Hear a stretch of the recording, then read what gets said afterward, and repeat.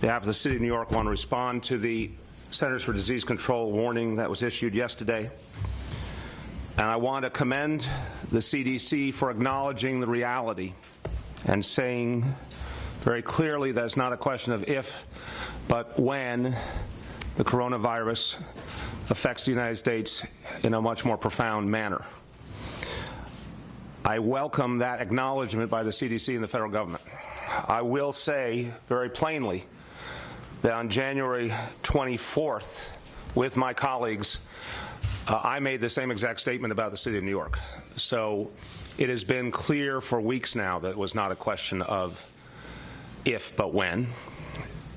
It is important that the federal government is accepting that reality and acting more aggressively. And I'm going to talk about things I think need to be done additionally by our federal partners to address this crisis.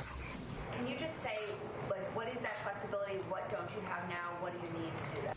As of this hour, there are no confirmed cases of coronavirus in the City of New York. Every single potential case that was tested came back negative, and that is a very good thing. That does not reduce our vigilance one iota. We're in a state of high vigilance, high readiness, all elements of the city government to address this crisis. Is it just that they have I'm going to start and turn to Deanne. Again, I'll be the guy who gives the simple, hopefully.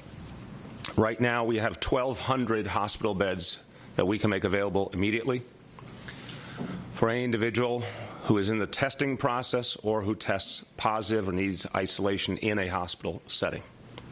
1,200 beds that can be brought online immediately. That is a very, very substantial capacity given what we're seeing playing out even in some of the countries that are dealing with this crisis in a much deeper manner. Already, our public health officials have distributed 1.5 million masks in the City of New York. That is a very good start, but we need more. We have requests out for an additional minimum of 300,000 surgical masks. To guarantee that these arrive in New York City promptly, we will need federal assistance. So I'm calling on the federal government to help us and all other localities. for additional masks with a company in New Jersey? Could you explain a little bit of the federal government's? We also call upon the CDC to add to its testing regimen for travelers. Right now, it is too narrowly focused on travelers coming out of China.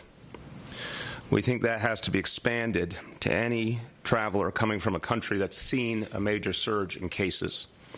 We think that needs to be expanded to any country that now has a travel warning attached to it by the United States government.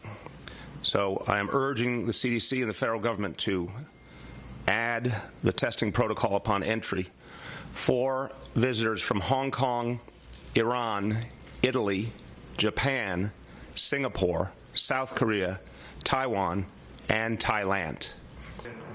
Again, we are very satisfied so far that immigrant communities are seeking